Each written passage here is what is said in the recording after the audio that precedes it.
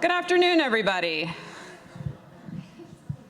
Hello. Hi, I am Laura Igo. I'm the Jerry and Marguerite Lenfest Chief Curator here at the Michener, and I'm so delighted to welcome you today for this talk. And so I'm very excited to have you all here for this program, which is part of a larger initiative at the Michener, which we are calling Behind These Walls. And as part of this initiative, we have sought to better understand and share our history as the former Bucks County Jail. So many of you, when you walked in this today, you might have walked by our Shortline Garden, which is located between the library and the museum on our kind of front walk from the parking lot. And this garden was established last year by the artist Jackie Summel, and it maps out 3 solitary confinement cells that extend out from the jail's guardhouse, which is now our Buyers Gallery of Contemporary Art. And these garden beds have been planted with phytoremediators, and I know there's lots of gardeners here, so I don't have to really explain to you what that is, but they're planted with sunflowers and clover that pull toxins out from the soil. And one bed is planted with thyme, which helps deter pests from these hardworking phytoremediators, and its name as a homophone can also remind us of the time served by the men, women, and young people who were incarcerated here at the Bucks County Jail and elsewhere. The Shortline showcases the healing and restorative potential of nature, which Dr. Tallamy will highlight today in his talk about native plants. So Dr. Doug Tallamy is an entomologist, conservationist, and professor at the University of Delaware. His work has transformed our understanding of the relationship between native plants and wildlife. His research and books, and you'll see several examples here today, include Bringing Nature Home and Nature's Best Hope, and they have inspired millions to see their own yard as part of the solution to the biodiversity crisis. Driven by the belief that everyone can play a role, Dr. Tallamy co-founded Homegrown National Park to encourage people to plant natives in the spaces they care for. His vision is simple. When we all take part, we create the connected habitats that life depends on. So please join me in welcoming Dr. Tallamy.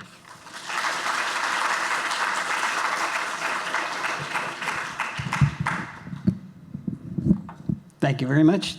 Thanks for coming. It's a great way to spend a day that's 100 degrees, right? Yeah. Now, I'm not just saying this, but the first 20 years of my adult life, James Michener was my favorite author. So, I didn't even know he had a museum, but. All right, let's talk about Nature's Best Hope. And I'll give you a spoiler, you're Nature's Best Hope. So we're really gonna talk about why I think you're Nature's Best Hope. Before we do that though, let me turn on my clicker. Let's talk about what E.O. Wilson's idea of Nature's Best Hope was. Wilson, of course, very famous professor at Harvard, famous entomologist, sociobiologist, myrmecologist, ecologist, conservationist. He did it all. And one thing that was consistent throughout his very long career was his love of life on planet Earth and his efforts to save it.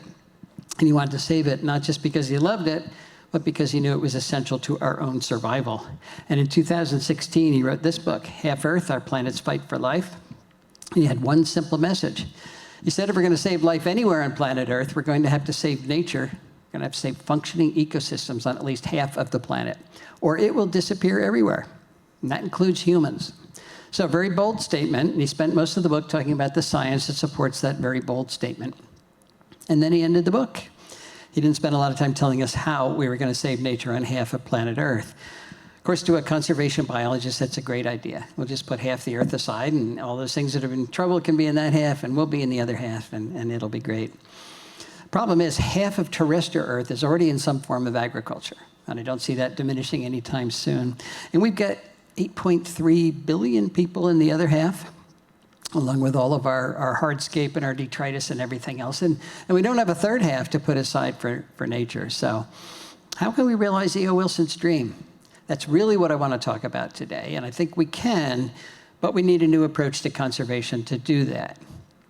Before we talk about that, though, let's talk about oak masts. Every once in a while, every couple of years, oaks get together and decide to make their acorns at the same time. And when they do, it can look like that. Well, I'm easily entertained, so I take one of those acorns and I just stare at it. And sometimes I'm lucky. An insect starts to chew its way out of the acorn. First it chews a little hole for its head, then it forces its head through there, then it forces its entire body through that hole. It's a tight squeeze, And once it's out, it's a very dangerous time for that insect larva because it's good to eat. A lot of things are after it. So it gets to safety by wiggling and squirming beneath the soil surface. That takes about 30 seconds. And once it's underground, it stretches in all directions and forms a chamber. And within that chamber, it converts itself to a pupa. And then surprisingly, stays in that underground chamber as a pupa for 2 years. After 2 years, comes out as an acorn weevil. That's what an acorn weevil looks like. A lot of people think weevils have big noses because it looks like they do, but that's actually an extension of the head capsule. And the mouth parts are way down there at the end of that extension. Can you see my little pointer? Not much. And then they chew take those mouth parts and they chew a hole into the center of the acorn, turn around and lay an egg in that hole, and that's how the larva gets into the acorn. Why do they spend 2 years underground? Why don't they come out the next year the way most insects would? Well, it takes red oak acorns 18 months to complete their development. So if they came out the next year, there wouldn't be enough acorns for them. Of course, after they leave the acorn, it leaves a hole. It's kind of like a true vacuum, and you know nature abhors a vacuum. In this case, she's filled it with 3 species of temnothorax ants, tiny little ants where the entire colony lives in the holes made by acorn weevils after they have left the acorn. And if scouts find a new hole in a new acorn, they get all excited because their old acorn's falling apart. So they tell everybody it's time to move. Grab the larvae, grab the eggs, move the entire colony into the new acorn. That takes about 30 minutes. And once they're inside, they post a little guard there, make sure nobody else comes in. And that's where they'll live for the next 2 years until that acorn falls apart. So what's my point with this little story? That's just one of literally millions of very specialized interactions, largely between animals and plants, that comprise the bulk of nature. This is another one, the relationship between jays and acorns. Jays are the primary disperser of oak acorns. They'll take an acorn, they'll fly up to a mile, sometimes a mile and a half from the parent tree, and then they tap it below the surface of the soil. And the object is they're going to go back in the wintertime and have something to eat. But for every 4 acorns they bury, they only remember where one is. So for every 4 acorns they bury, they've actually planted 3 oak trees. And during a mast year, a single jay can move 4,500 acorns. So they're planting over 3,000 oak trees. Specialized relationship between pileated woodpeckers and carpenter ants. That's what they rear their young on, carpenter ants. So you won't have pileated woodpeckers unless you have a lot of carpenter ants, and you won't have a lot of carpenter ants unless you have the big trees that make those carpenter ants. You won't have this bee, Andrena facilii, unless you have facilia. That is the only pollen that bee can rear its young on. And it turns out that pollen specialization is very common in our native bees. About a third of we have almost 4,000 species of native bees, and over a third of them can only reproduce in the pollen of particular plants. So nature is comprised of a number of very specialized relationships. This is the Baltimore checker spot. You won't have it unless you have white turtlehead. But today, these relationships, many of them, actually most of them, are in trouble. They're on the ropes. Nature itself is on the ropes. And it's on the ropes because we didn't take Teddy Roosevelt's advice. Way back in 1908, Teddy heard that the state of Arizona was going to mine the Grand Canyon. So he went to the canyon, looked out over the edge, and he said, leave it as it is. And with those 5 words, he started the process of creating the Grand Canyon National Park. Well, we didn't leave most of the lower 48 states as it was. There's only about 5% that's anything close to its original pristine ecological condition, and those are typically mountaintops. And that's because we have logged the country repeatedly, we have tilled it, we have drained it, we've grazed it, got 770 million acres of rangeland out there. That's 4.5 times the size of Texas dedicated to cattle. And of course, we paved it or otherwise developed it. We have straightened our rivers and dammed them. You can spell that any way you want. We polluted our skies, changed our climate for centuries to come. We've drained our aquifers. We've introduced more than 3,300 species of plants from other continents, many of which are running amok in our natural areas.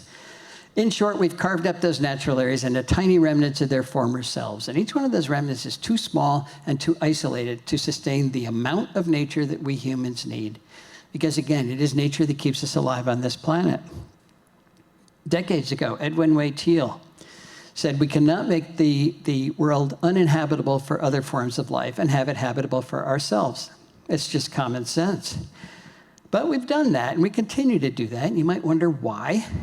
And I don't know why, but I suspect that we humans have thought that our nest, planet Earth, is so large we can foul it forever and there won't be any consequences.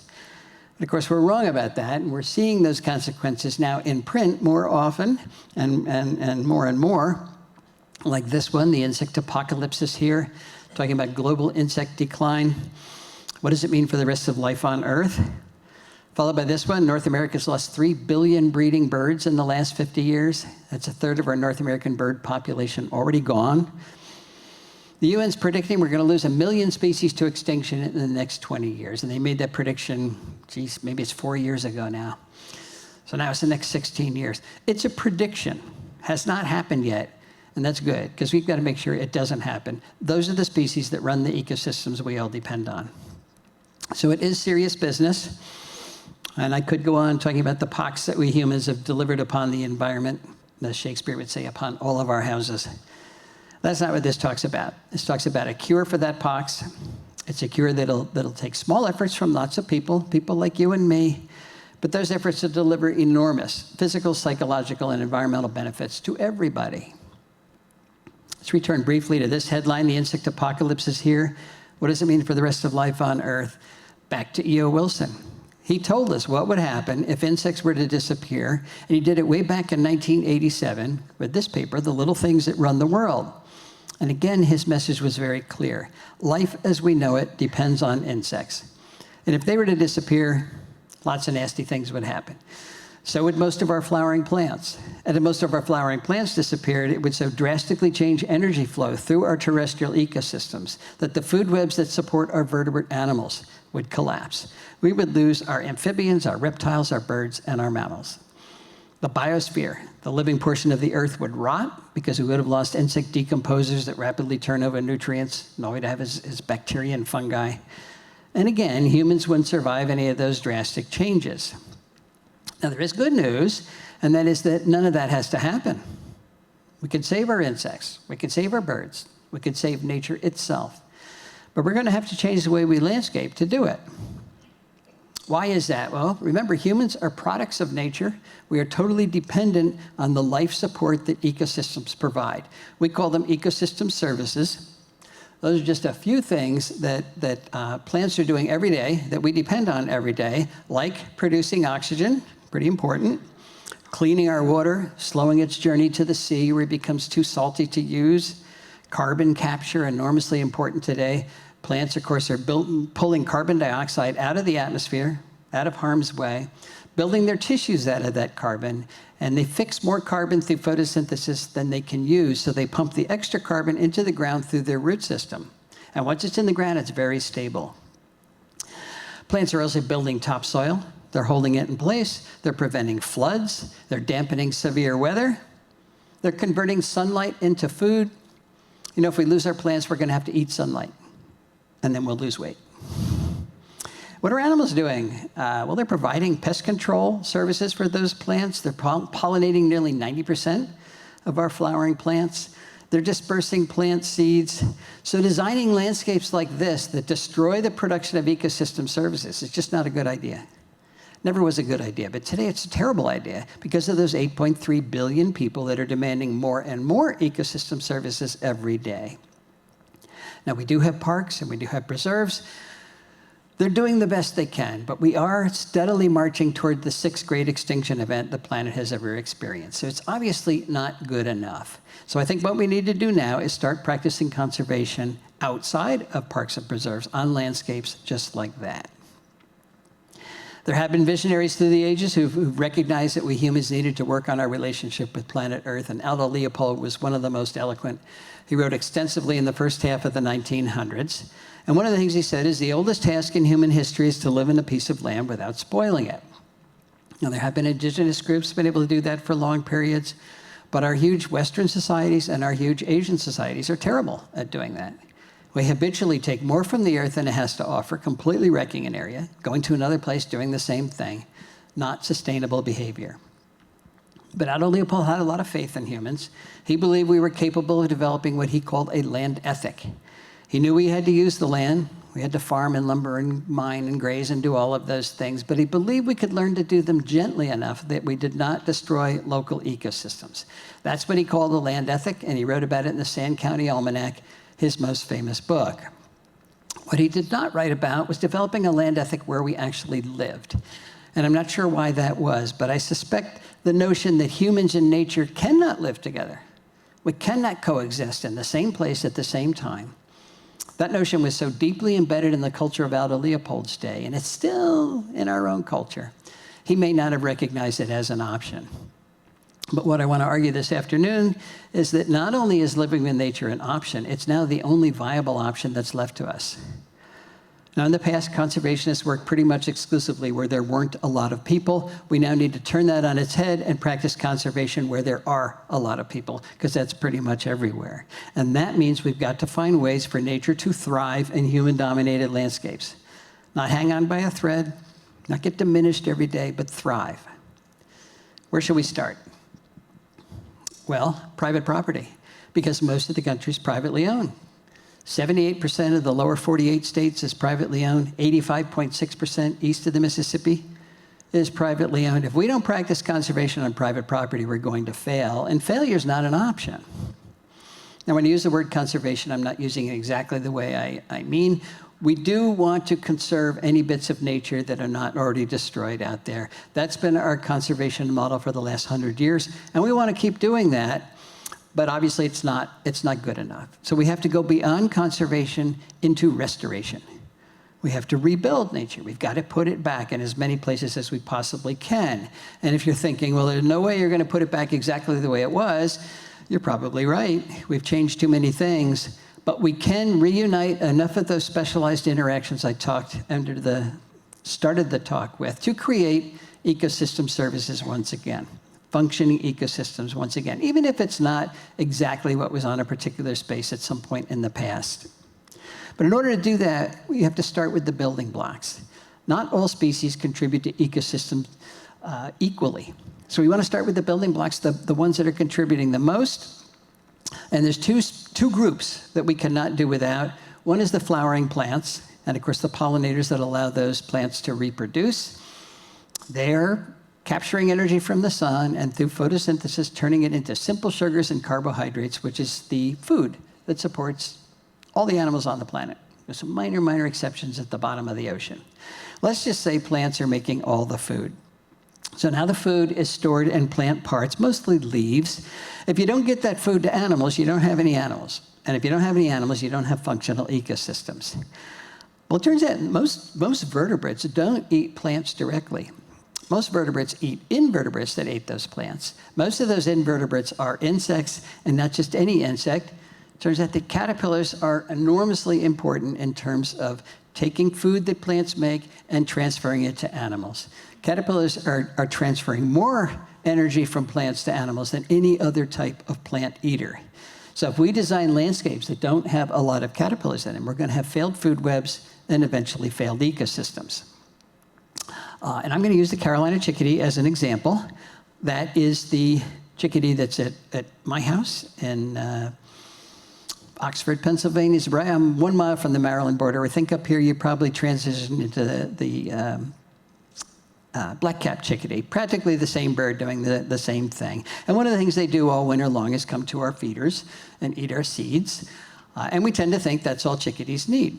We tend to think that that's all any bird needs. Well, actually, even in the wintertime, only 50% of a chickadee's diet is seeds. The other 50% is insects and spiders, even in the wintertime. And when it comes time to reproduce, their babies can't eat seeds at all. And again, that's true for most of the birds that are out there. Baby birds cannot eat seeds, so they switch to invertebrates, and if they're in a healthy environment, they will rear their young exclusively on caterpillars. And chickadees are not alone. 96% of our terrestrial birds rear their young on insects, and most of those insects are caterpillars. So there is something special about caterpillars. What is it? There's actually several things special about caterpillars, and one of them is that they're soft. Think of this guy as if he's a little sausage with a very thin wrapper. The thin wrapper is exoskeleton. It's made of chitin. It's undigestible. But because they're soft, you can stuff them down the throat of your offspring without fear of injuring them. And if you ever watch a parent bird rear their young, they're pretty rough. Beak's like a plunger. They just stuff it down there. Caterpillars are also relatively large prey items. One medium-sized caterpillar is equal to the biomass of 200 aphids. Now, some of our smaller birds do chase aphids around, but do you want to chase 200 aphids or get one caterpillar? They're nutritious, they're very high in fat, very high in protein, low percentage of chitin, of exoskeleton, compared to most other insects, particularly beetles. Beetles are not like little sausages, they're like little tanks. So much of a beetle is undigestible. And a lot of beetles have really sharp edges too. And then finally, it turns out that caterpillars are the best source of carotenoids for birds during the breeding season. Now, I mentioned carotenoids not because I love organic chemistry, but because I'm a vertebrate, and you're a vertebrate. And birds are vertebrates, and we vertebrates cannot make our own carotenoids. Only plants make carotenoids, so we have to get our carotenoids from plants. And we have to get them from plants because carotenoids are essential components of vertebrate diets. Where are the birds getting their carotenoids from, particularly early in the season when they can't get them from other sources? Well, from all those prey items they're bringing back to the nest, but look, carotenoid content is not equally distributed among bird prey items. Those first two bars over there are types of caterpillars. They have far more carotenoids than other types of bird prey. There are the adult caterpillars right there, the moths and butterflies themselves. They have far fewer carotenoids because they're not eating the green leaves. That's where the carotenoids are. And here's the earthworm, way over here. So the early bird gets the worm, but he doesn't get any carotenoids when he gets the worm. There's also a direct correlation between how often a prey item is brought back to the nest and its carotenoid content. Caterpillars are brought back more often than anything else, and they've got the highest carotenoid content, followed by orthopteroids, grasshoppers and crickets and katydids. And then everybody else with very low carotenoid contents are brought back far less frequently. So those studies and others are suggesting very convincingly that caterpillars are not optional parts of most bird diets. They are essential parts of most bird diets. So let's just say most birds need caterpillars. The next question is, how many caterpillars do they need? Is one or two enough? Or one or two a day enough? Well, let's go back to Carolina chickadees. There's a lot of data on Carolina chickadees. How many caterpillars does it take to make a nest of Carolina chickadees? Or one or two is not enough. One or two a day is not enough. It takes thousands, at least 5,000 caterpillars to get one clutch of a chickadee to the point where they fledge, where they leave the nest, depending on the number of chicks in the nest. And then after they leave the nest, the parents continue to feed them caterpillars another 21 days. So and nobody's been able to count that because they're flying all around, but you're talking about a lot of caterpillars required to get one nest of a bird that's 1/3 of an ounce, 4 pennies worth of bird, through to independence. And if you want chickadees to breed in your yard, and I would think you would because who wouldn't, you need to have all those caterpillars in your yard. Because chickadees and most birds forage very close to the nest, about 50 meters, 50 yards, 50 meters from the nest. So they're not flying 5 miles down the road to the nearest woodlot. And if we landscape in a way that does not include all of those caterpillars, that's called insect decline. And it's really looking like insect decline is one of the major reasons birds are declining. We went to the original data set of Rosenberg et al., that's the Smithsonian group who said we've lost 3 billion breeding birds in the last 50 years. And we divided the terrestrial birds of North America into 2 groups, the species that require insects when they're breeding, and the species that do not require insects when they're breeding. So things like doves and finches and crossbills can actually make a little milk out of the seeds that they eat, and they can rear their young without insects. But that group didn't lose any numbers in the last 50 years. But the species that require insects lost on average 10 million individuals per species. It doesn't prove cause and effect, but it does suggest that as you take away bird food, those caterpillars, then you lose the birds. So I think what we need to do is raise the bar about what we're asking our landscapes to do. In the past, we've asked them to do one thing, and that's be pretty. Now we have to ask them to do 2 things, be pretty and ecologically productive at the same time. And that's not going to happen unless you put those caterpillars back. So how do we add caterpillars to landscapes? Well, you add the plants that support those caterpillars. It seems pretty straightforward. There is a catch, though, and that is that most plants do not support a lot of caterpillars. So we have to be fussy about which plants we choose for our landscapes. And we have to be fussy about it because caterpillars themselves are fussy. And the monarch butterfly illustrates that perfectly. You can have all the ginkgos and all the hostas and all the burning bush and all the calorie pear and all the privet, all the things we typically landscape with in our landscapes, and you won't make a single monarch butterfly. The only thing that's going to make a monarch butterfly is one of the milkweeds. That is called host plant specialization.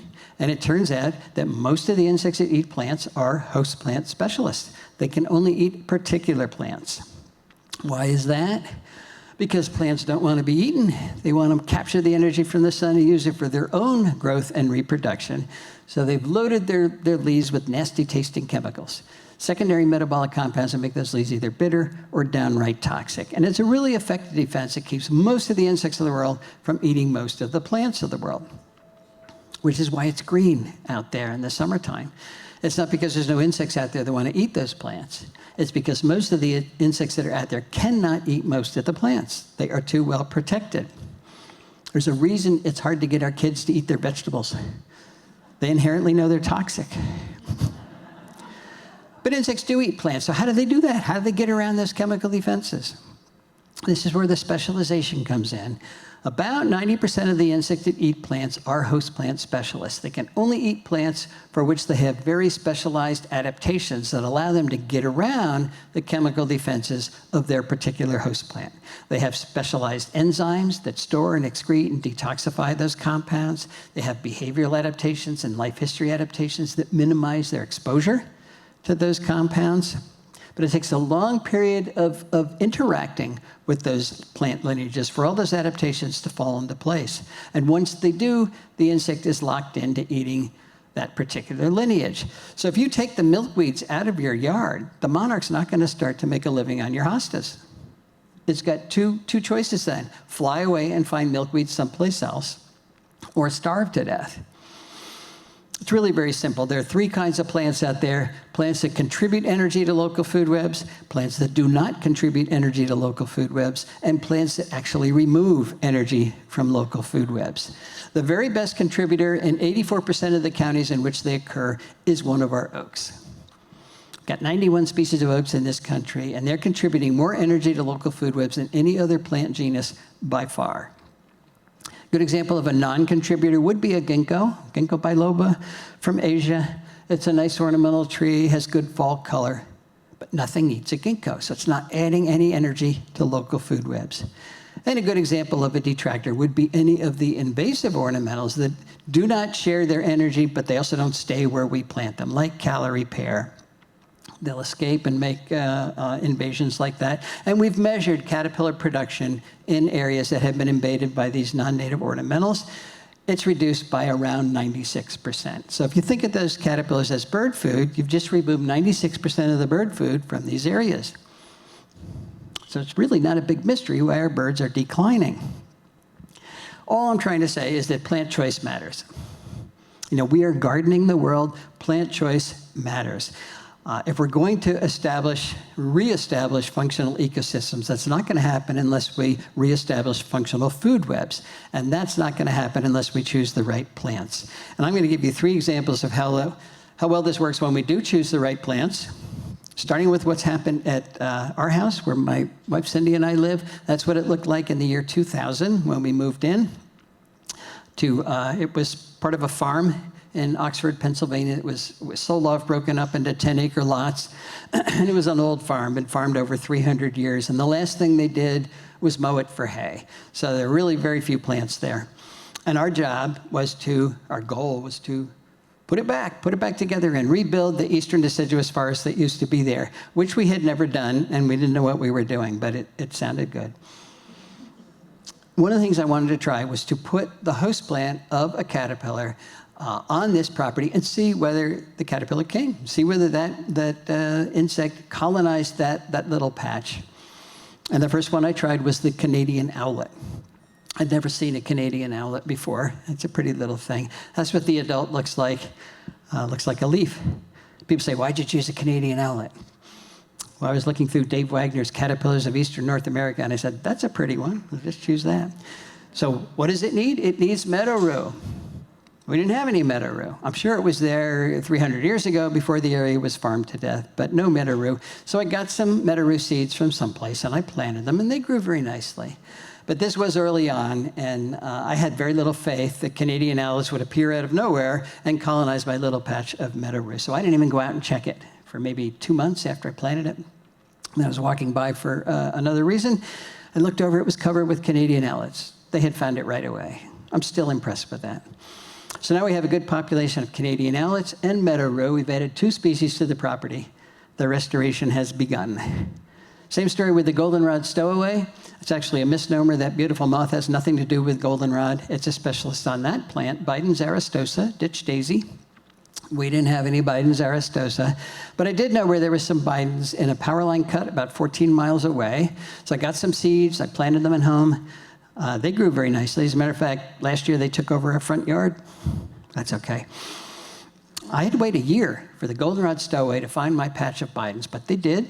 Now we have a good population of both of those, so we've added 4 species to the property. Wanted to see if hackberry emperors could make a living at our house. Not because it's the most beautiful butterfly in the world, but because it belongs there. It's one of the species that ought to be there, but as its name suggests, it's a specialist on hackberry, on Celtis. We didn't have any hackberry. So I got a couple hackberry trees, I planted them. I had to wait 4 years for the hackberry emperor to find my hackberry, but they did, and now we have a good population of those. We've added 6 species. That's how the restoration proceeded. I did not plant goldenrod. It came in on its own, and along with it came many of the things that require goldenrod, like the beautiful brown-hooded owlet, the Arcigera flower moth, the goldenrod leaf miner, the distinct Sparaginothus, the goldenrod gall moth. There are 110 species of moths that use goldenrod in this neck of the woods. Very powerful plant. I planted Virginia creeper. Yes, Virginia creeper. I know some of you don't like it. It's a great native plant. It's got good fall color. It can climb our trees without girdling them, without pulling them down. It's a good ground cover. It makes valuable berries for the birds in the fall. The little berries up there. And by valuable, I mean they are high in fat. Our migrating birds need sources of fat to fuel that migration, and our overwintering birds need sources of fat to make it through the winter. And those berries come from tiny little inconspicuous flowers. I think right now, or maybe last week, is flowering. You don't even know when Virginia creeper is flowering until you see a big cloud of native bees around it. Turns out it's a great plant for local pollinators. So remember, when you're making a pollinator garden, you're making it for the pollinators. And if it's not big and showy for you, that's okay. I planted Virginia creeper because it's the best host plant for the large sphinx moths that are a primary component of cardinal diets. Things like the Pandora sphinx and its beautiful adult, the lettered sphinx, the hog sphinx, the abbot sphinx, all on Virginia creeper. Want to see if the double-toothed prominent can make a living at our house, just because it's such a cool-looking caterpillar. Looks like a stegosaurus. Well, it's a specialist on elm, particularly American elm. Of course, we didn't have any American elm. We lost it decades ago to Dutch elm disease. But there are 2 big American elms at the University of Delaware that did not die. And every year they make a lot of seed. So I think the 2nd year after we moved in and gathered up some of the seed from the gutter, planted them, they germinate in 6 days, they grow very quickly. Today those trees are over 80 feet tall. None of them have died, and yes, they brought in the double-toothed prominent, American elm. Want to see if the evening primrose moth could make a living at our house, because it's beautiful. I like beauty like anybody else. And as its name suggests, it depends on evening primrose. And we didn't have any evening primrose. So I planted it specifically to attract that moth. It worked. The moth came, spends the day with its head in the flowers. Sometimes it's crowded, but it's always very cute. And I planted lots of oaks. These are just examples of the plant lineages we put back on our property. But I want to focus on oaks for a while because they are such important plants. This is the Bedford oak in Bedford, New York, Martha Stewart land. It's a very famous oak. People argue about whether it's 400 years old or 500 years old. It's enormous. And I hear people say, I'm not going to plant an oak because I won't live long enough to enjoy it. And if you can only enjoy your oak when it's 400 years old, you're right. You won't. But if you can enjoy what your oak is contributing to your local food web, you can enjoy it right away. And I can say that with confidence because I planted most of my oaks as acorns, free, or 2-foot bare root webs, which cost $1.50 each. And immediately they started to call in the moths that make the caterpillars that run the food web, at our house.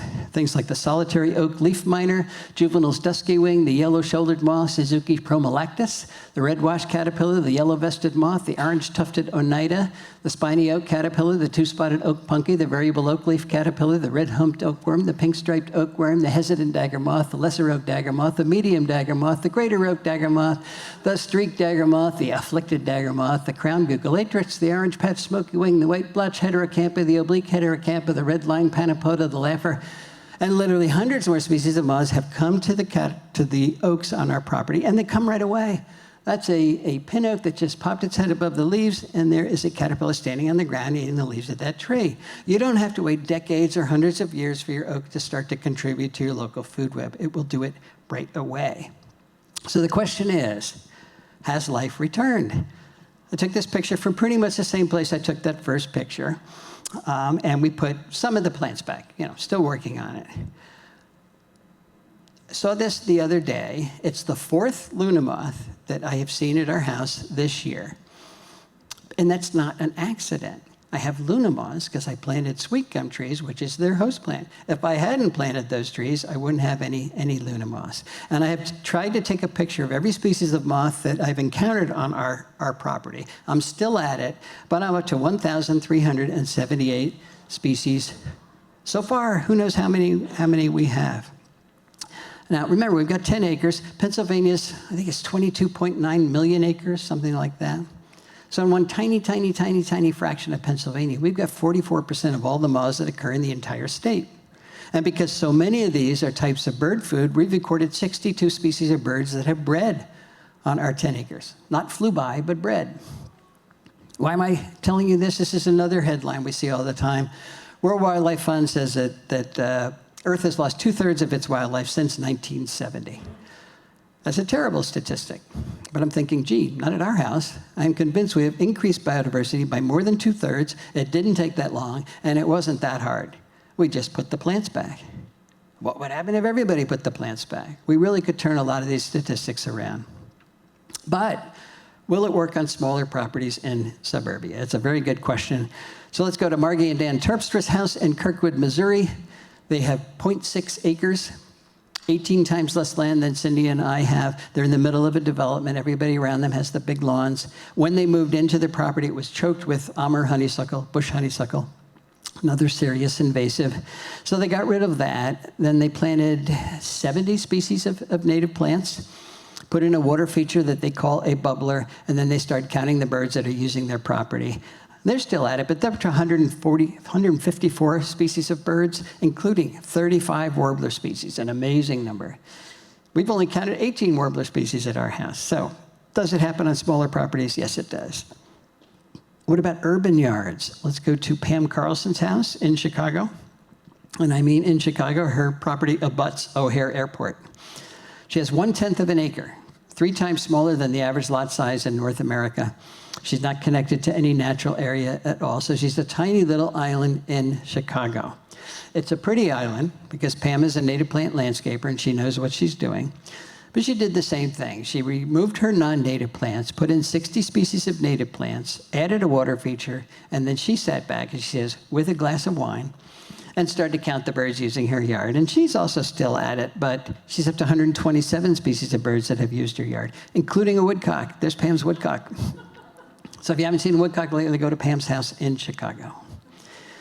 All right, there's 4 things we need to think about if we're going to succeed. And the first one's a big one. We've got to shrink the area of lawn that's out there. We've got about 44 million acres of lawn in this country, which is an area bigger than all of New England combined, dedicated to an ecological deadscape. Why? Why have we done this? Well, it's a status symbol. Lawn's a very important status symbol. It's a status symbol representing our wealth, and we all want to look wealthy. It's neat. It's easy to keep lawn neat, and we like neat. And we have to display our Halloween decorations. There are 4 things every landscape, 4 ecological goals, 4 ecological responsibilities that every landscape has. Every landscape. And that is support a food web, sequester carbon, manage the watershed in which it lies, and support pollinators. Lawn does none of those things, which is why I tend to pick on it. So we've got Let's make the math simple. Let's say we've got 40 million acres of lawn. Let's cut that area in half. Let's turn landscapes like this into landscapes like this. I got this picture from Dan Getman in Missouri. This was early on. He had a big lawn, and he said, look, I'm planting native plants, and he sent me this picture.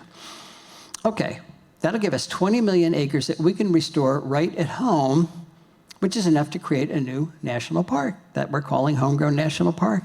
And it'll be big. It'll be bigger than the Adirondacks, plus Yellowstone, plus Yosemite, plus Grand Tetons, Canyonlands, Mount Rainier, North Cascades, Badland National Park, Olympic National Park, Sequoia National Park, plus the Grand Canyon, plus Denali, which is huge, plus the Great Smoky Mountains. If you add up all those parks, still less than 20 million acres.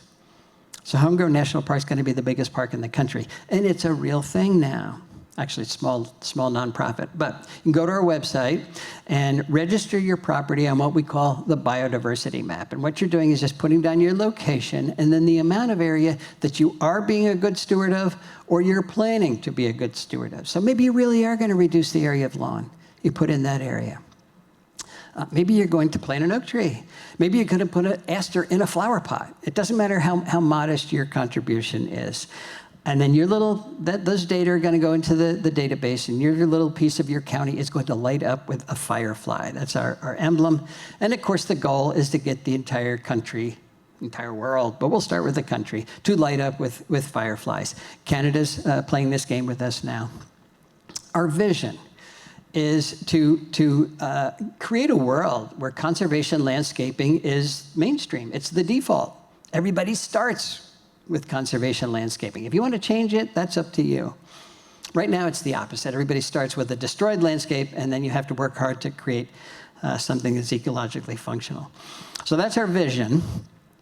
There are real ecological products associated with Homegrown National Park, and increase in biodiversity is certainly one of them. When I see what's happened at our house in Oxford, I know that it works. I didn't know it worked when it started, but it works. Nature's really resilient. If you give her half a chance, she will come back. Measurable reduction in invasive species. If everybody removed the invasive plants just on their property, we'd be 86%, 85.6% done in the east, 78% done over the entire country. Not 100% done, but that's a real good first step. Significant drawdown of atmospheric CO2. Lawn is the worst plant for sequestering carbon. So any bit of lawn you convert to any other planting like that, you're going to sequester a whole lot more carbon. And you're also going to start to create viable habitat outside of parks and preserves. Any bit of conservation we do outside of a park is going to help conservation inside of the park. Important sociological products as well. And one is national awareness, not just of what the problems are, but what the solutions are and what our roles in those solutions are. We're really trying to change the culture here. We want people to recognize that nature's not optional. It's not just there for our entertainment. It's essential. It's essential for everybody on the planet. So I think everybody owns responsibility to help sustain it. We want to convert hope into action. Hope is good, but action's even better. And we want to merge all of the existing conservation organizations, Audubon and National Wildlife Federation, all the land conservancies, Wild Ones, Sierra Club, a lot of great organizations out there. And they're doing great conservation on private property, but nobody's measuring it. And that's what that biodiversity map is all about, seeing how well we're actually doing. Did I mention that Homegrown National Park is free? We're not charging, we're not trying to pull membership away from any other organization. So you can be a member of Audubon and still be a member of Homegrown National Park. We just want to record the good conservation that's happening. And we want to get this message to all the people that don't know they're responsible for good earth stewardship. So we're going to shrink the lawn. What plants should we put in the area that was once lawn? I'm going to argue that some of them have to be what I call keystone plants. Remember what a keystone is? It's a stone in the middle of the Roman arch. And if you take that stone out of the arch collapses. Well, if you take keystone plants out of the local food web, the food web collapses because they are making most of the food. Just 14% of our native plants are supporting 90% of the caterpillars that drive that food web. So think of the keystone plants in the ecological house that you're building as the 2x4s that are going to hold that house up. They're the support system. You can't build a house without support system. You cannot build a house out of wallpaper, and that's what we've been trying to do for the last 100 years. I already mentioned the oaks are the best keystone plant in 84% of the counties in which they occur. In the Mid-Atlantic region here, they support 557 species of caterpillars, over 1,000 species nationwide. Again, no other plant comes close to that. And if you want to know what the best plants are where you live, you go to Native Plant Finder in the National Wildlife Federation website, put in your zip code, and the ranked list of the most important woody and herbaceous plant genera in your county will pop up. And this is just an abbreviated list because I ran out of room. The old excuse of not knowing what to plant is just an excuse now. You just go to Native Plant Finder and it's all right there for you. So we're going to shrink the lawn. We're going to use keystone plants. We're going to invite a lot of our insects to our yard, and then we're going to kill them with our security light, which is not the goal. It does turn out that light pollution is one of the major causes of insect decline. Those are all the ways lights are killing our nocturnal insects, which are mostly moths at night, which make those caterpillars that drive our food web. And we have a lot of lights out there. It is a major, major environmental issue, but it has a really, really simple solution. First of all, you are allowed to turn your lights out. It's very easy. I know, we're worried about security. So you can put a motion sensor on your lights so that it only turns on when the bad man comes, which is not that often. And make sure you take out the white bulb that's on your security light and put in a yellow bulb. I just found this out the other day. These Norb, call them Norb bug lights, have no blue wavelengths in it. What it is a yellow light. It's an amber light that does not attract nocturnal insects. So now you can buy a light that you can have on at night, and it doesn't attract any of the things you're trying to preserve. If we were to switch out our white bulbs for yellow bulbs overnight, we'd save millions of insects.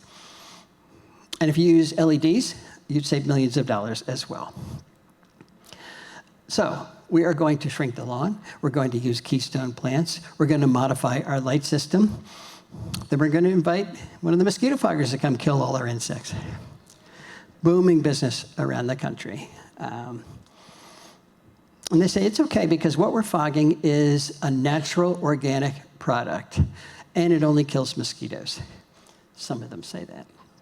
Natural, organic, natural, it's pyrethroids. You know, it's the same compound made in chrysanthemums. And it's made by plants, so it's organic.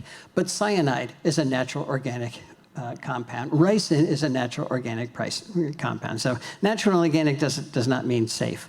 Only kills mosquitoes. That's blatant false advertising. It kills everything it comes in contact with. And I used to say that kind of anecdotally. They're big examples of huge monarch kills and everything else. But we did an experiment last summer and wrapped it up this summer, looking at 33 different species of mostly insects, but some arthropods in there, from 10 different orders, everything we could find. It kills everything it comes in contact with, up to 30 days after one of these barrier sprayers has been applied.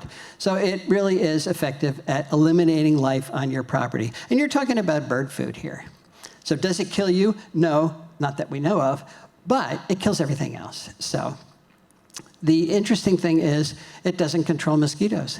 There is no data anywhere in the country that mosquito fogging or barrier sprays is controlling mosquito populations. It'll knock them down for a week or so, but they're right back. So they got to come back and do it again and again and again and make sure everything's dead on your property. What you can do is help to control mosquito populations using mosquito dunks. What you do is you get a bucket and you fill it full of water and you put in some organic matter, maybe a handful of straw or hay or some dead leaves. Put it in the sun for a couple days, and that builds up populations of diatoms and algae, and that's what mosquito larvae eat. So any female mosquito in your yard will lay her eggs preferentially in your bucket. Now in the meantime, you have gotten rid of other breeding sources. You dump your little buckets of water. They're going to lay their eggs in there, and then You go to the hardware store and you buy a sheet of mosquito dunks. That's Bacillus thuringiensis, which is a natural bacterium that only kills aquatic diptera. Those are flies. And the only aquatic diptera in your bucket is mosquito larvae. So the beauty of this is it kills the mosquito larvae without killing anything else. It's very targeted. And if everybody did it, it would really help a lot. But you know, if you want to just have a drink on your picnic table in the afternoon without getting bitten by mosquitoes, put a fan there and turn it on and sit in the directed breeze. Mosquitoes won't fly into the breeze and you don't have to kill anything. Okay, the fourth thing we need to do is to landscape under, particularly the trees in our yards, in a way that allows those all-important caterpillars to complete their development. Now, I live in Chester County, PA, where oaks support 511 species of caterpillars. A few of them, like the polyphemus moth, complete their development on the tree. The caterpillars eat the leaves, then they spin a cocoon and they hang from one of the branches, then they emerge as an adult, then they do it all over again. Everything happens on the tree, but that's unusual. Most of the species on these trees, over 90%, will drop from the tree after they finish developing as caterpillars, and they're going to burrow under the ground and pupate underground, or they spin a cocoon in the leaf litter that's under the tree. And that's the problem. There is no leaf litter under the tree. We don't tolerate it. We consider it messy. And we mow and compact the area under the tree so it's rock hard. Very difficult for those caterpillars to get down to safety. That's an oak tree. That becomes an ecological trap. It calls in the moths to lay their eggs. The caterpillars develop and drop down and die. And of course, the cement landscape is not the answer either.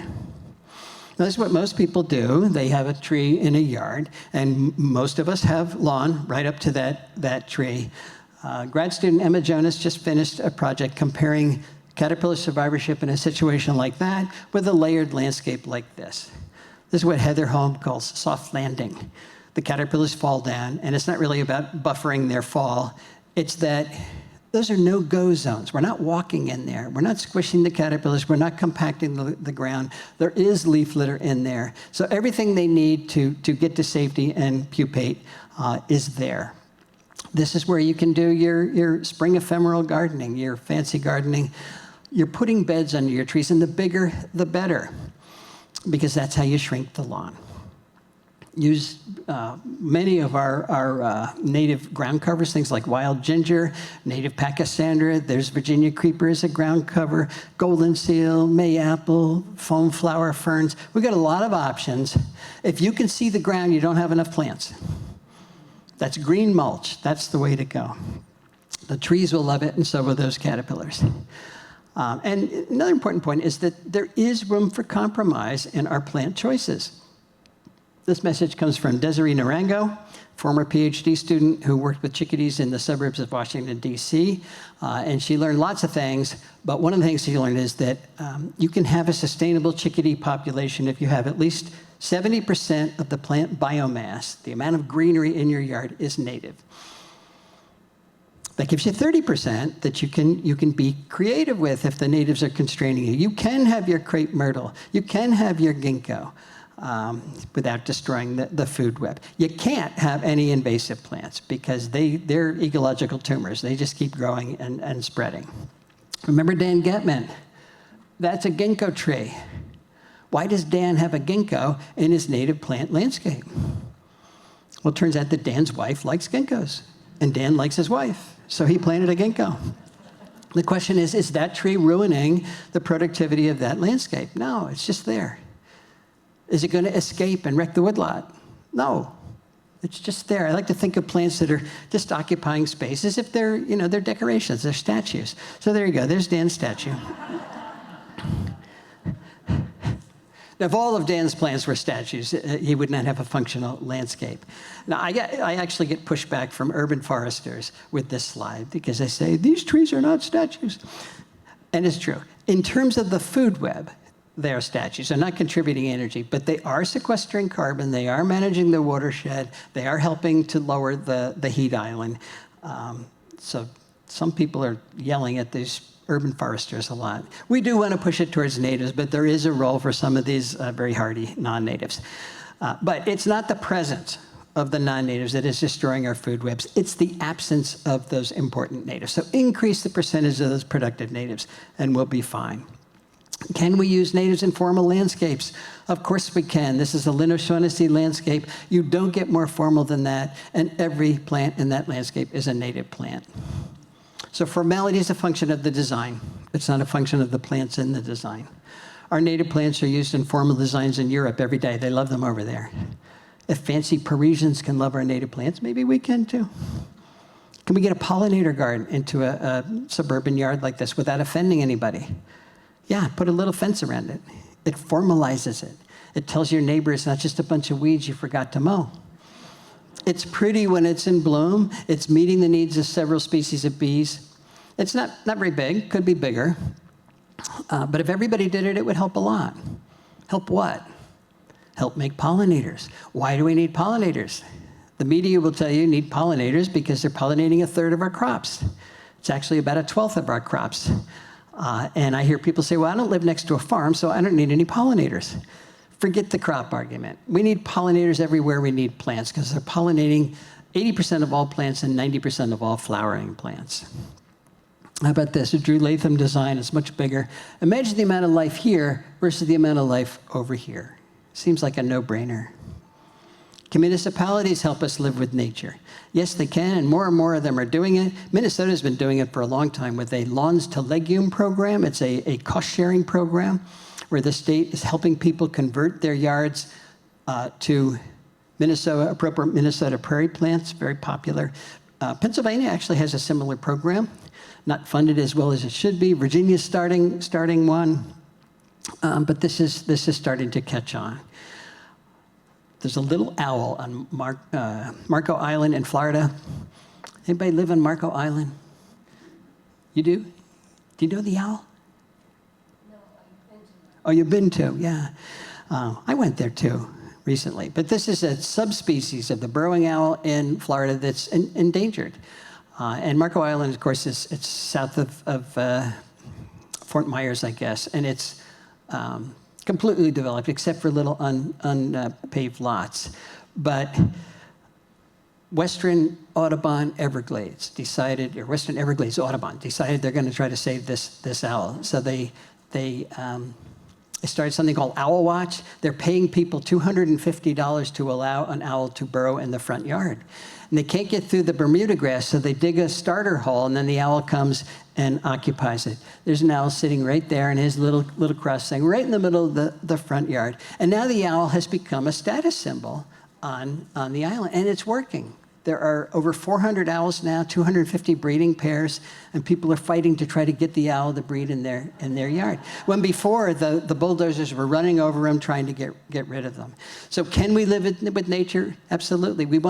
This is the way the Endangered Species Act should have been written, with carrots rather than sticks.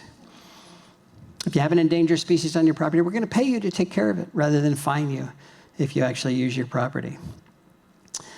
Put a bounty on these invasive plants. That's what St. Louis, Missouri did for Callery pear, Fayetteville, Arkansas, North Carolina. If you take out a Callery pear, you get a free tree replacement. And of course, the big lawn reduction programs in the far west, particularly California, Las Vegas, Nevada. If you take out a square foot of lawn, you get a rebate. This has gone up. It's up in Las Vegas. They can get $6 per square foot rebate by taking away that thirsty lawn.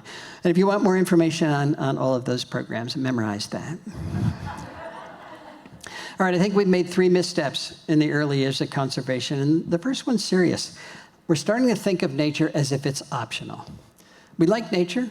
We like to, take our hikes and go bird watching and commune with nature, but we don't think it's essential. And if it's not essential, when push comes to shove, when resources are in short supply, nature takes a back seat. And of course, resources are always in short supply. Went to the Cincinnati Zoo a couple of years ago, and there's a wall-sized poster there, which to me epitomizes our society's view of conservation. We want to save nature, save wildlife, so that future generations can enjoy it. That was Teddy Roosevelt's argument for expanding the national park system. We want to save these beautiful places so the future generations can enjoy it. And I get that, because nature is really entertaining, but it is much more than that. We need to save nature so that we have future generations. It's a little bit more urgent. We've also assumed that humans and nature can't coexist. Now, we talked about that, but if we restrict conservation only to the places where there's not a lot of humans, we're going to fail, because those places are now too small, there's too few of them, and they're too isolated. David Quammen has a wonderful analogy between a Persian rug and an ecosystem. That is a functional Persian rug. That's not 71 Persian rugs. That's 71 rug fragments, none of which are acting like a Persian rug. And that's what we've done to our ecosystems. The UN designates biosphere reserves as places of ecological significance. I don't like that language because it suggests there's places on planet Earth with no ecological significance. Not so.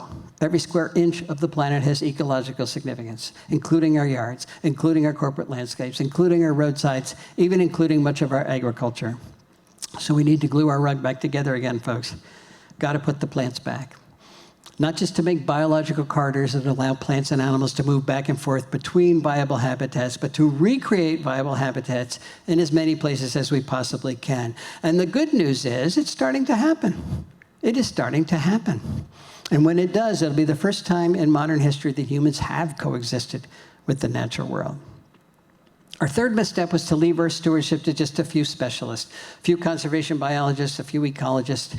For some reason, we didn't see it as an inherent responsibility of everybody on the planet. But I don't know why, since every single person on the planet depends entirely on the quality of local ecosystems. So why wouldn't everybody have the responsibility of helping to sustain those ecosystems? That does not mean you have to save biodiversity for a living. But you can save it where you live, and if you do, it empowers you. There are more and more people upset with the state of the planet, but they feel powerless. What can one person do? Well, one person can shrink the lawn, one person can fire Mosquito Joe, one person can modify their lights, one person can get rid of their invasive plants, one person can use keystone plants. There's a whole bunch of things that one person can do to revitalize the ecological activity on their little piece of the earth. And then that'll enhance the greater local ecosystem instead of continuing to degrade it. And it shrinks the problem down to something that's manageable. Don't think about the entire planet's problems. That is depressing. Just think about the piece of the planet that you can influence. If you own property, it's obvious. That's where you start. If you don't own property, help somebody who does. Help a land conservancy, help a park or preserve.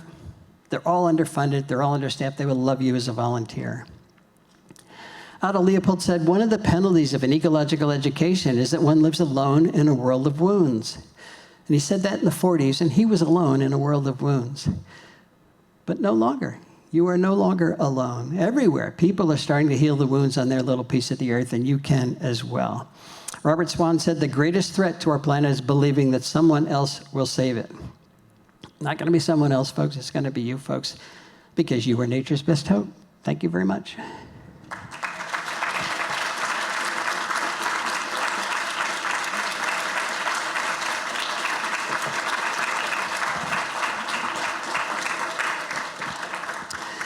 I am happy to answer any questions. Yes.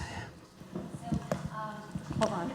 On deer and deer populations. You have to use the microphone because we're recording this. So. Very good. Do you have an opinion on deer and deer populations? It seems everything I plant gets reduced to nothing. That's because the deer are eating everything you plant. Yeah. Yes, I have an opinion on it. We've got way too many deer. You know, the carrying capacity is the population size that an animal can be without degrading the resource for everything else. Deer are about 14 times over the carrying capacity, and they are destroying our forests by not allowing any recruitment. We have Lyme disease because we've got too many deer. The ground nesting birds are disappearing. It's not good on any level to maintain populations that high. So that's the problem. We need to get our deer population back down. That becomes not a biological problem, it's a sociological problem. There's the Bambi effect. Nobody wants to shoot little Bambi.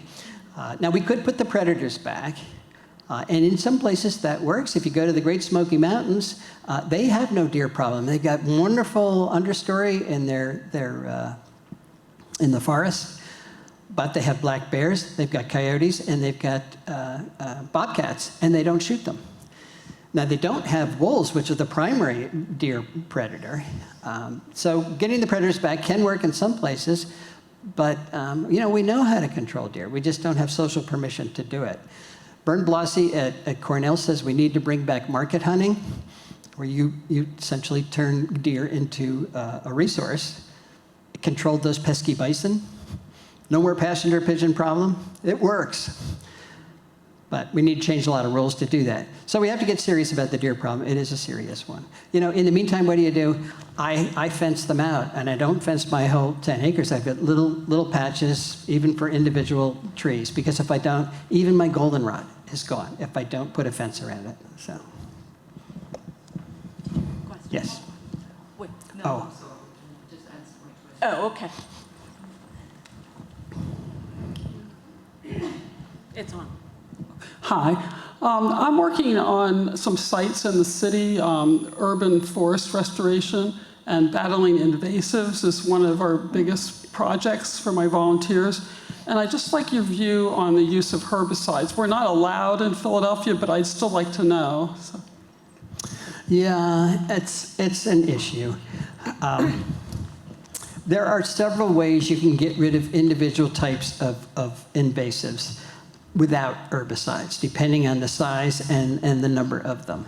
But there are some things like Phragmites, like Japanese knotweed, like stiltgrass, where there's just no way we know of to do it on scale. So if you, let's say, have a calorie pair and you don't want to use insecticide or herbicides, you can cut it off at the base, and then you put heavy black plastic over it, staple it down for a year. Leave that covering the stump for a year, blocking out all the light. That will kill that plant without herbicide. If you have 30,000 of them, that's harder. And then you got to go pick up the plastic afterwards, but you can do it. A mattock, I use a mattock for things pretty big. Autumn olive, whack, whack, whack, you can get them out. But you've got to kill the roots. Oriental bittersweet, if you don't kill the roots, it is back forever. And I think of herbicides the way I think of chemotherapy. You've got to kill that tumor in your body. It's nasty stuff. And if you use it wrong, it will kill you. But if you don't use it, the tumor will kill you. And the tumors are killing our ecosystems. So, it's a lesser of evils. How do you say that? Thank you. The greater of two, whatever. Life is a trade-off, and that's one of them. You get to decide, but you have to kill the roots. And doing nothing is more harmful. I'll give you one example. Mentor Marsh in Ohio was the biggest stand of Phragmites in Ohio, 811 acres of Phragmites. They got rid of it. They sprayed from a helicopter, and they killed it, and now it's a vibrant freshwater marsh where there are 2 or 3 listed plants, freshwater species. So the idea that if I spray something, it's dead for the rest of time, that's just not true. You have to use it properly, and it works. So. Are all oaks created equal, or are there some better than others in this part of the world? Yeah, great question. We compared 16 species of oaks in this part of the world, and the only ones that underperformed were the ones a little bit out of range. So willow oak, this is northern limit, a little far north. Water oak, too far north, and they didn't perform as well. And that's because the insects that use them farther south haven't come up here. For the most part, all the oaks are good. The white oak group's a little bit better than red oak group, but probably not statistically better. One oak that's being planted a lot these days is swamp white oak, but if you look at the leaves, they're pubescent. It's a little fuzzier. And the insects don't like that quite as much as they like just regular white oak, where it's not very fuzzy. So there's little minor differences like that. But what you really should be thinking about is, what is the best oak for the soil type I have where I live? Oaks like dry, rocky soil. They like wet soil. They like acid soil. They like basic soil. Pick the right oak for what your conditions are, and the insects will be happy. Getting rid of lesser celandine that's all over the place? You got to ask me questions I can answer. We brought in these invasives, and it's a terrible problem. Lesser celandine is a terrible problem. It's got these little teeny bulbs. How do you get rid of that on a bulb per bulb basis? It's just about impossible to dig it out. If you spray, you're going to kill everything right there. I have noticed that, and people don't like this answer, but if you don't, well, first of all, what I do is I pull out my stilt grass and I pile it on top of the celandine, and it doesn't kill it, but it suppresses it. So one invasive against another. But if there's a big invasion, and they are huge, what are you going to do? You know, they bloom in the spring, and then they die back. And if you look at that spot later on, a lot of plants are coming up. So it's not that it prevents all life afterwards. And that, to me, that says, okay, you know, they're a little bit coexisting there. I don't have a good answer. Give me another question. Do you have an answer for us in terms of climate change and what plants we should be thinking of changing up to? Okay, yeah, that's called assisted migration. Should we be moving plants up from the south because it's going to get warmer? Remember last winter? It snowed in Florida twice. Last year, not this year, but last year, there were 9 inches of snow in Baton Rouge, Louisiana. It got down to 9 degrees. Why is that happening? That's called a polar vortex. And it's happening because the jet stream is going like this now. It used to go like this. It wobbled a little bit, and it was colder above it and warmer below it. But now we get these wild swings. That's climate change. Climate change is really increasing climate variability. Yes, on average, the temperature is getting warmer, but you're getting wild swings. And if you move southern plants up, those polar vortexes are gonna get them. That's one reason I'm not a fan. Another reason is you're moving them away from the creatures they co-evolve with.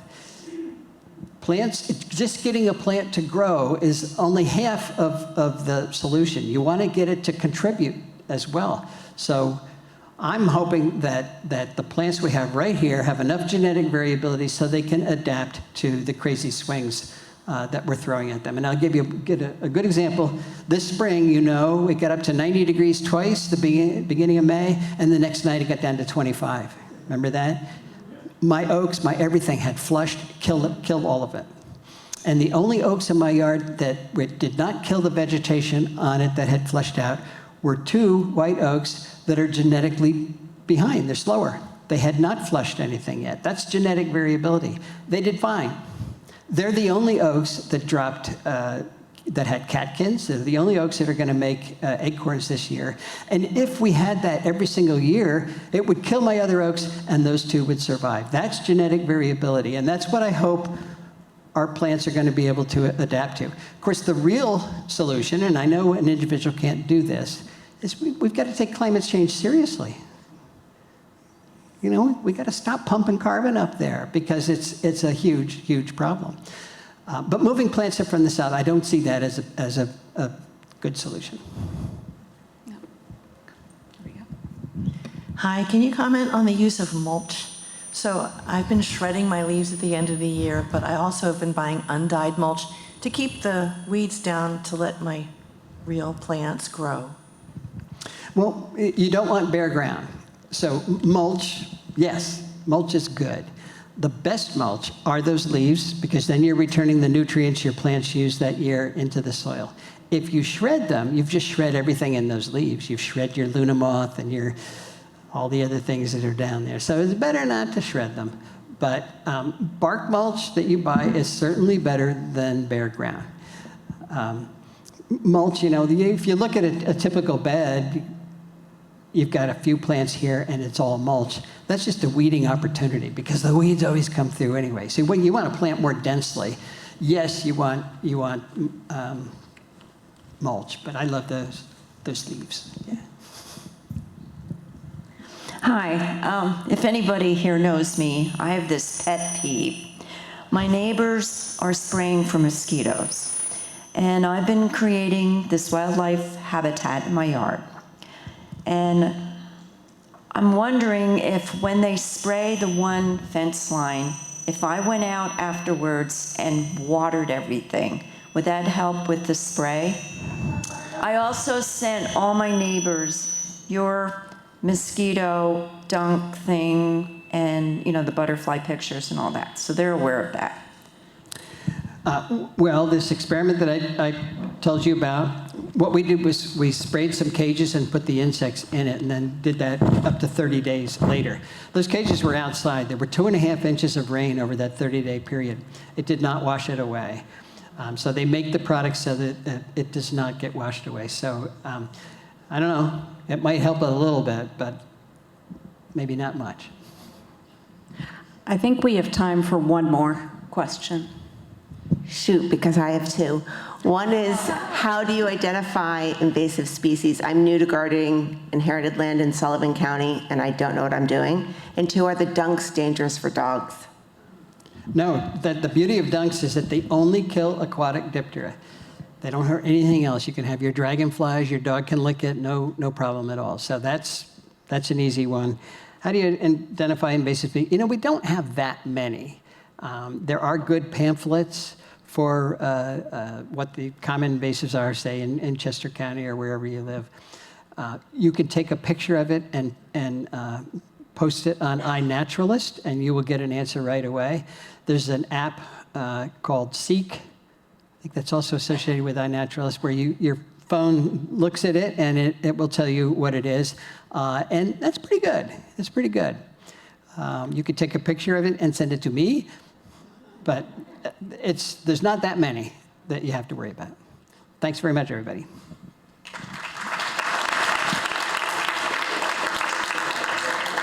Thank you, everyone, for attending.